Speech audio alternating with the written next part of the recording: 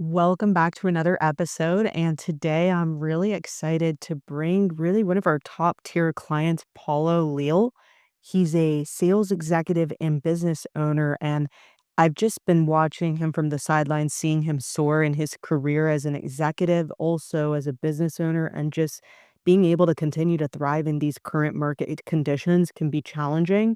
So I wanted to not only bring him to the table to share his story and journey, but also some insight because, when you see people winning in this market, you gotta stop and listen and learn what they're doing right so you can evolve and start to match what they're doing, right? So thank you so much, Paulo, for joining the conversation. It's my pleasure, Olivia.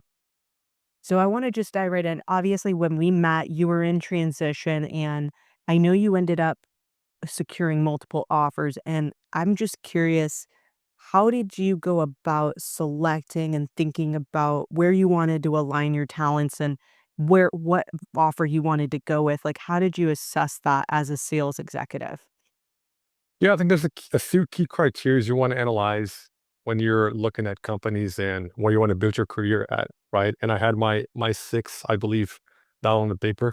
And number one, I think was the company culture, right? Does this company fit what I want out of like a day-to-day job, right? Does the company offer a product strategy or a go-to-market strategy that really is solving problems today, real problems, and has the ability to grow in the market and evolve with the market? Because we're looking at in the technology industry where I work in, AI is taking and shifting things left and right every single day. So that was extremely important, right? And I want to grow with that. So for me, that was one of the decision factors. Um, as well as does the company offer the ability for me to grow internally, right? Do they have funding for a role like mine, my team, to invest into the team and grow as we scale up? And ultimately, do I have the ability to make money? Right? I think all those things combined and odd unless there was a leadership. There's a leadership in this stack aligns to my vision, my path, kind of like my DNA cells, right? And they're good leaders. So I was asking all those questions whenever I was meeting companies, and all those things were in mind every single time. I want to pick your brain on this because I the day AI has kind of changed the game because now sales executives like you can easily do AI to optimize their resume so they all look good, they all claim revenue and quotas and everything. So it's like, how did you cut through the noise that you were the real deal? And obviously, I know you were building relationships with C-suite, but like, how do you really get ahead when everybody's a good talker at that level? Yeah, I think it really comes down to separating um, the A players from the B and C players. And you really have to come in with that mindset, right? And I mean, I interview people almost every week here for the teams that I build here at my company. And you can tell within the first 30 to 60 seconds if that person is a fit for the role or not, right? So when you go in to bring that level of energy and just a mindset, right? Be positioned to be a servant leader, right? And how you can help build and scale things. People on the other end are gonna capture that pretty quickly. Right, so that was my mindset coming in every single time, and I have that mindset today, right, and as I'm driving my business, as I'm talking to customers, right? So that to me is the biggest differentiator, coming in with the right place in your mind here, and you can verbalize that with the end users, clients, with the prospects that you're talking to, right? The people you're interviewing with, but it really is that. It's so interesting that you're literally sizing someone up in 30 seconds and you just know instantly. So can you expand on that? Yes, I mean, you have the questions, the profiles you wanna ask the people, right? But in this day and era, I feel like people are being let go in a lot of companies, right? And it's happening with the big giant companies, Amazon, Microsoft. They're laying off people left and right. Last week alone, Amazon laid off, I think, 40,000 people, right? So there's a lot of qualified people in the industry today.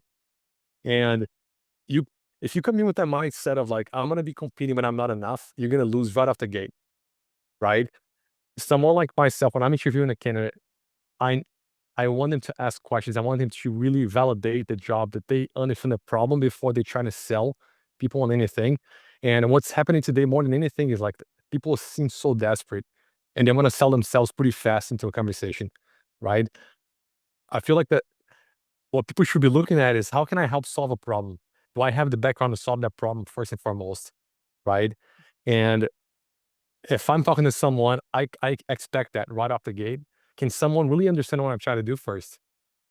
And someone asked them the question, so help me understand your problem, help me understand what your role is all about. And you can picture those things the first minute, right? Someone that has the mentality of like, I'm here to help you. Let's understand if I'm the right fit for you, first and foremost. And that servanthood comes into place, right? That distinguishes the good candidates from the bad candidates right off the gate, right? And a good player in general. I think that's something that you do really well, and you can't fake this kind of energy, but it's like you're qualifying them. And this is especially true for you as a sales executive. It's like if you're in convince mode, you've already lost, right? Exactly. Because then you need them more than they need you, and that dynamic can't work when you're the revenue driver, right? Exactly. So, You have to. oh, go I ahead. know. I'm sorry. No, I'm sorry. You have to putting yourself in that position really qualifies you right off the gate, right? Because you want to tell the guy on the other end that he- he's he's taking on your own time as well, right? It's not you just taking his time for that conversation. Like I'm worth for this, and this is why, right? You need me. That's the position you put yourself in. Absolutely. And so as you're thinking about, like, let's say you're talking to a sales executive like you, high level, but they're in the worst job market in a decade. What would you say to them right now? There's a lot of jobs out there, so many of them, right? It truly is, but the market has shifted. I mean, you can't just apply for a job and wait for an application to go through and expect that you're going to be called for an interview, right? You really have to leverage your network to build out those that pipeline of interviews for you, right? And I mean, my colleagues come to me asking for referrals. I go to my colleagues asking for referrals, right? It's hard to just look for a pipeline of candidates and pull out candidates. You want A players, you want recommendations, you want to leverage your network, people that you know. And that's how hiring is happening, right? I think it's happening like that for a long time, but now it's shifted to mostly that, right? By the time a spot is opened up in the in the portal, the company portal, the spot has already been taken.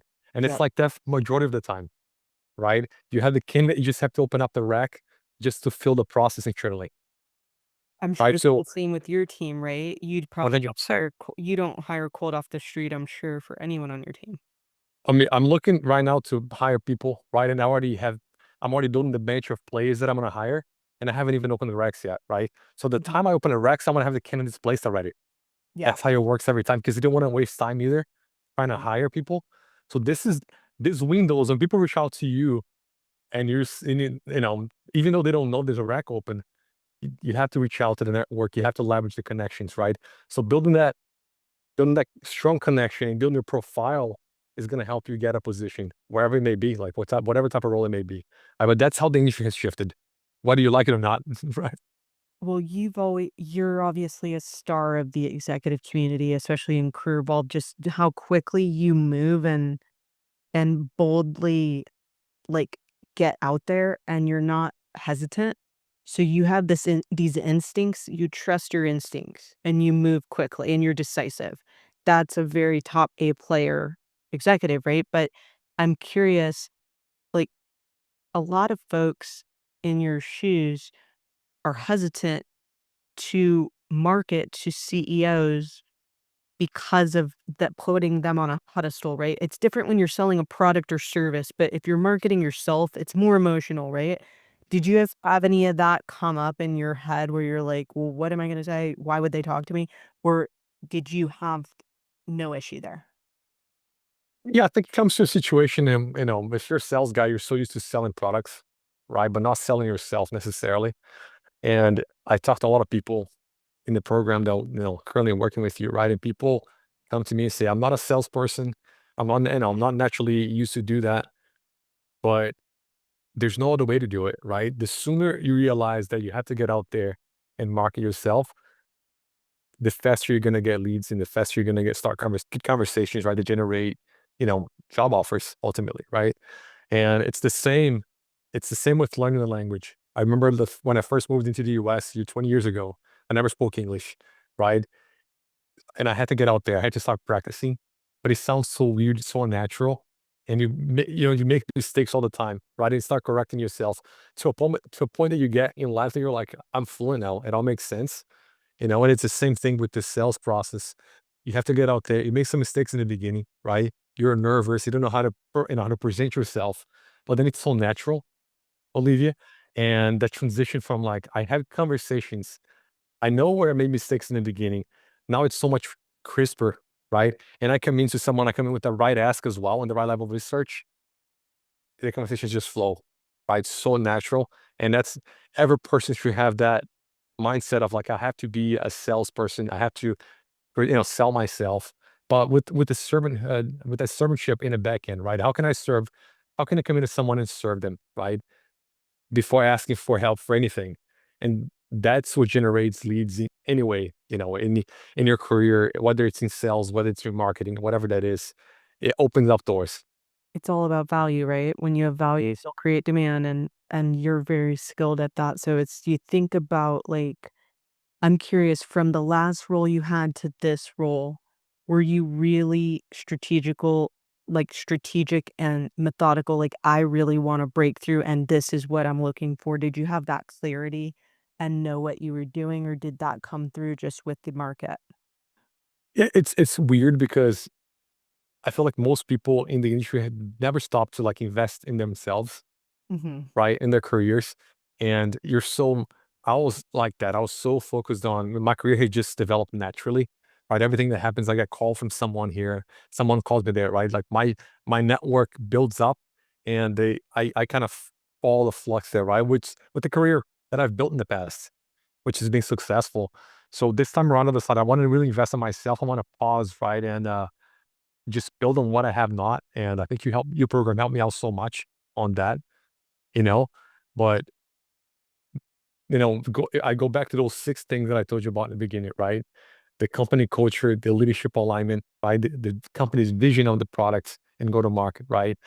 Salary, focus on how can I build my team and grow for myself. And all those things aligned with this company. And honestly, it's been almost 2 years working there, and I love it. I I Nice. love it. But that also opened up the door and the vision for me to expand it to my own businesses, Mhm. right? And, the trajectory my life took over the last 2 years have been crazy. I didn't expect it to happen this way, but I think that's the beauty of it, right? Like I have the challenge I was looking for and just the path to making money, which is exciting. It is, and I think knowing that you're in a high growth, you're you just shared some revenue numbers with me, and I was just blown away because you're in a market that's high growth, and I think a lot of people out there right now think that everyone's just losing money, and that's not the case, right? There's plenty of markets that are growing right now, yours is one of them, but I'd love to hear from you, like, what are you seeing? Are you seeing people more hesitant to close these bigger deals, or are you seeing even more opportunity? Like, what's your world look like? Yeah, I'm in a world of technology, right? More specifically related to data. Mhm. So when it's talk data, here's at the core of everything, right? You're looking from the last from 1900s to 1970, for example, you have this like creation of data, right? And the development. That amount of data created over the last 70 years, it's generated almost daily, almost like half a day nowadays, right? So data is doubling almost on a daily basis now, the amount of data that the world has and how that's being processed. And with this new version of AI coming in, things are going to change. Everything is changing, right? The world is adapting. The world is evolving again, right? People become really afraid of like AI is taking my job, but you should be really concerned with how can I use AI to skill myself, right, and grow myself and my value. And AI is really easy to stay, right? This is one of those transition points in the world that people need to understand that I got to be part of that, right? And that's in the industry I am today. I sell the technology that is like the data that is aligned with the AI models, right? So we're building up the models, fitting up the engines, right? And that part, I'm connected to AI that way, right? I'm building the engines here, fitting up the modules, and I'm lucky because I built myself in that industry from a long time, right? But there's a lot of jobs. There's so much funding happening left and right. right? We talked about this earlier, but just there's a lot of startups being built up today, right? That don't necessarily have the go to market, Mhm. a strategy clear enough built out, but they have a product market fit, right? And these VCs come in and they're dumping billions of dollars into those startups. I mean, how can you how in history have you heard of a startup that in their first level A of raising money, they're raising $1 billion or $2 billion right off the gate, right? Wow. You're talking about like $1 million round one or $10 million in round like these rounds are being $1 billion investments right off the gate, Wow. right? And these companies are growing from you know 10, 20, 100 people in day one to 1,000, 2,000 people within 2 years, a year. And I'm seeing that I'm those are my customers as well, Wow. right? So the rise of AI really shifting the industry Mhm. in the enterprise, the traditional enterprise out there is also trying to leverage AI to scale their go-to-market, right? And build better customer experience, evolve their products, right? I'm working with customers here, they're building out healthcare technology to analyze, just medical, medical examinations, right? To make so they can make they can make analysis and decision faster in the marketplace, right? Doctors will accelerate their diagnostics. So it's shifting everywhere in every industry. So this creates so many crazy opportunities, but you really have to enable yourself and you have to steer your path in the right direction, right? Where is the market making money today? And you have to be going with AI. That path has so many jobs, it's not even funny. That's huge. Well, I wanna kinda since you're so deep in the AI world, I'd love to hear your perspective on, like, the dark side of it. So and I'll give you an example. I was just talking to a CEO, and he said an executive on his team has become too codependent on ChatGPT, and it's taking away their ability to make their own decisions that are accurate. So I'm curious, like, where do you use AI? Where do you not use it? And kinda how do you see that? Yeah, I think there's like the ChatGPT side of things, right? Just in your day to day, like sometimes I use it. I mean, I'm typing out an email and I want to make it clear, right? So I'll use the tool to help me out and something like that, right? But companies are using that at a much larger scale, Mhm. to build out their like you have tools that companies sells. How can they make those tools better? And they leverage AI to build those and enhance those, right? For me on my day to day, I really use it, my email. Sometimes I want to build an outline for a presentation, right? I leverage for something like that. uh, I'm still talking to customers, right? I still have to sell. I still have to present stuff, data to my executives as well internally here, right? So I use that to my benefit. Things that would take me hours to do, now I can get it done in minutes or seconds, we name it, right?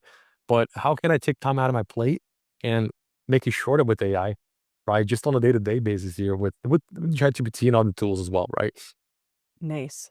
So yeah, you're still doing the human influence and the things AI can't automate, like build trust, influence, sell, Yeah. close the deal, right? So those are those skills that you can't really use as a crutch. So that makes sense. Yeah, I think this is a really valuable episode. So I just want to ask you, what's your vision going into next year, and what are you working on? What are the challenges that you're facing?